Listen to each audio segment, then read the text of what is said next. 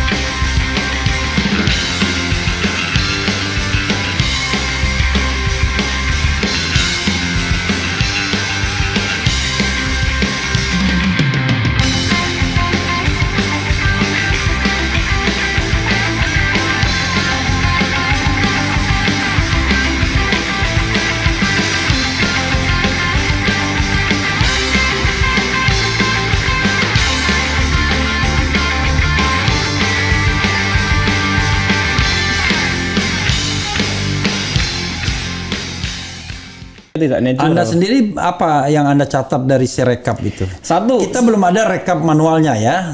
Walaupun ada kecurigaan rekap manual mau disesuaikan dengan rekap si rekap ya. Tapi oke lah, nanti kita itu soal lain. Ya.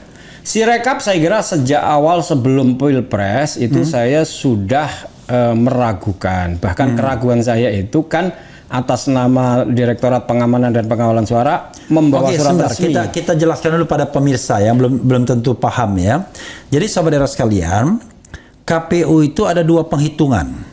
Satu penghitungan elektronik yang dinamakan Sirekap ya, sistem rekapitulasi kepanjangannya, dan yang kedua adalah hitungan resmi manual. Manual berjenjang. Jadi manual berjenjang mulai dari TPS, PIPIK kecamatan, kemudian KPU kabupaten kota, KPU provinsi, dan KPU nasional. Dan sekarang di tingkat provinsi sekarang sudah ya? Atau masih masih di tingkat antara kecamatan kabupaten. Kecamatan kan sempat dihentikan. Iya. Oke. Nah, jadi nanti paling lambat tanggal 20 konon katanya mau diumumkan. Tapi sekarang belum ada yang namanya hasil yang official. Belum ada. Jadi kalau ada deklarasi itu semata-mata hanya didasarkan pada quick count. Padahal tim beliau ada quick count juga yang mengatakan bahwa kubu 02 cuma mendapatkan 46 berapa tadi? Ya, 46. Pokoknya nggak sampai 50. Iya, 46%. Dan sampelnya itu 4.000 ya. Iya, 46,07%. Ya, 46,07% dan sampelnya itu 4.000.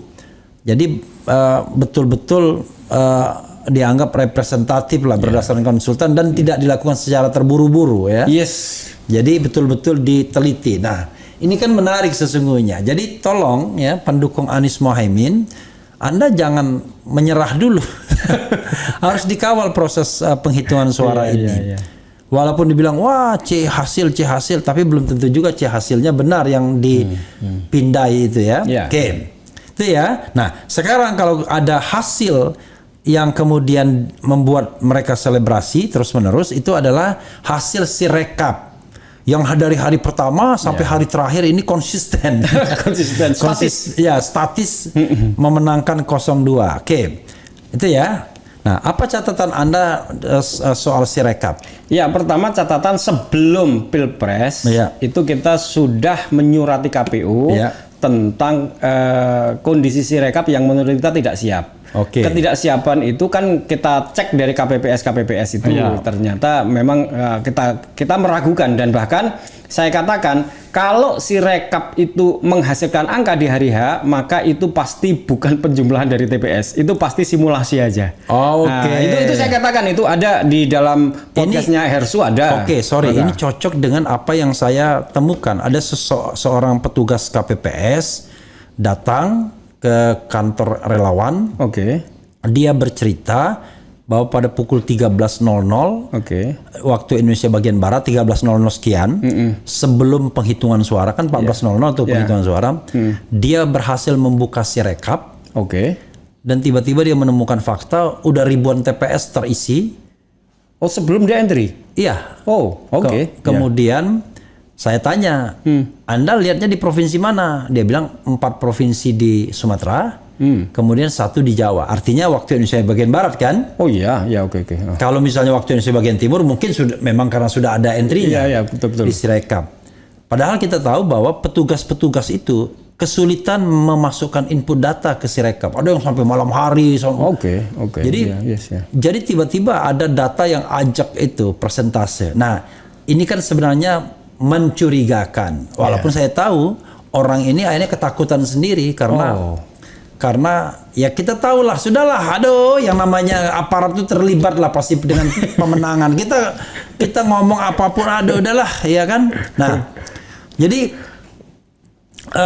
itu ya. Oke. Silakan Anda teruskan soal tadi. Jadi saya katakan tanggal 13 itu saya sudah katakan kalau Sirekap itu menghasilkan angka di hari H itu pasti cuman simulasi. Dan simulasi itu pasti cuman menyesuaikan quick count, saya bilang. Pasti akan terjadi di dalam algoritma yang saya buat ya. Itu saya katakan akan ada quick count di hari H untuk mengklaim kemenangan paslon tertentu. Lalu kemudian Sirekap itu akan menghasilkan simulasi. Simulasinya sama dengan quick count. Nah, lalu kemudian berikutnya nanti penyesuaian di lapangan. Nah, ini sebenarnya algoritma itu sudah saya sampaikan di tahun 2019 tanggal 14 April di KPU. Jadi artinya saya menyampaikan ini di forum resmi KPU tanggal 14 April. Kalau 2019 dalam konteks Pilpres 2019. Jadi saya datang dengan Pak Hashim, adiknya Pak Prabowo ke KPU menanyakan tentang 17,5 juta. Anda hapus apa tidak? Waktu itu 17,5 juta ya. 17,5 juta. Kalau Anda tidak hapus, maka 17,5 juta itu surat suara liar ini nanti akan menjadi bagian akhir dari finalisasi quick count, situng. Nah, ini nanti akan beredar masuk ke kotak-kotak itu. Itu saya menyampaikan bukan di podcast, bukan di mana, di forum resmi. Ada komisioner, ada kita itu pada waktu itu Prabowo ya. Lalu kemudian waktu itu di sana ada timnya Pak Jokowi. Nah, sekarang polanya terulang, maka kemudian saya katakan ini pasti kok melihat gelagat-gelagatnya Sirekap ini gak berfungsi, lalu kemudian kita minta dikalibrasi, nggak digubris, minta audit forensik apalagi. Audit forensik apalagi kalibrasi, Bang. Kita itu cuma minta kalibrasi kayak timbangannya itu ditera gitu loh. Coba deh, misalnya ada 10 TPS dimasukkan kayak apa sih? Coba deh ada TPS mana kita masukkan lebih dari 306 masuk apa enggak? Nah, gitu. Coba deh kita coba misalnya 100 TPS kita entry. Kayak apa hasilnya? Betul nggak masuknya hitungannya? Nah, yang paling penting adalah kalibrasi itu kita minta memasukkan angka lebih dari 306 karena situng kan begitu. Nah, ternyata itu nggak dijawab. Maka kemudian ini maksimal berapa? 300 plus berapa kalau sekarang? 300 plus 2%. Jadi 306 itu maksimal, harusnya dikunci itu di situ. Jadi kalau dikunci di situ, Sirekap itu tidak akan menghasilkan kekacauan seperti sekarang ini. Jadi itu sangat tidak betul. Ketua KPU yang namanya Pak Hashim Asy'ari itu mengatakan menyalahkan OCR atau kamera yang dipakai untuk membaca itu. Nggak betul, sama sekali nggak betul. Karena kalau proses bisnis prosesnya itu betul ada kalibrasinya, maka kalaupun OCR itu membaca angka lebih dari 306 begitu masuk ke sistem ditolak. Ya kan nggak akan masuk. I know. Jadi dia membacanya salah, tapi begitu masuk ke sistem ya harusnya nolak. Nah, masalahnya bisnis prosesnya itu apa? Perencanaan lah gampangannya ya. Perencanaannya itu tidak dilakukan.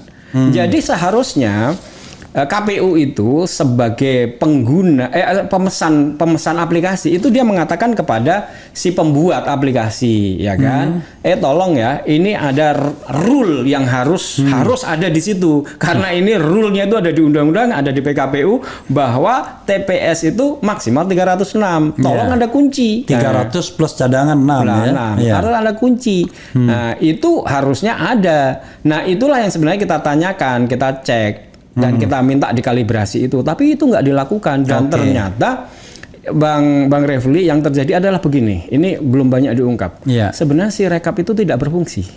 Oh, si rekap itu tidak berfungsi? Ya, si rekap itu adanya di sini. Si rekap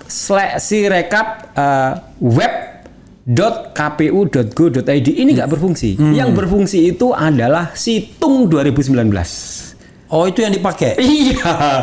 Jadi dia itu Situng 2019 lalu diberi alamat pemilu 2024.kpu.go.id. Oh, itu berarti pembohongan publik dong? Nah, itu dia.